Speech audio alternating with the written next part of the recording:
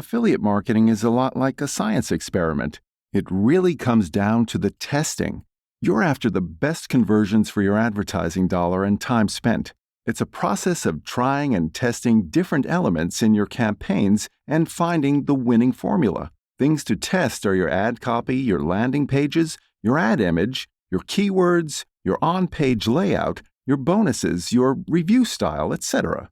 If you don't see sales right away, it doesn't mean it's a dud product or a dud ad. It just means you found a combination that didn't work. You're getting closer to success with every experiment. Check out my other stuff and stay tuned for more online marketing tips.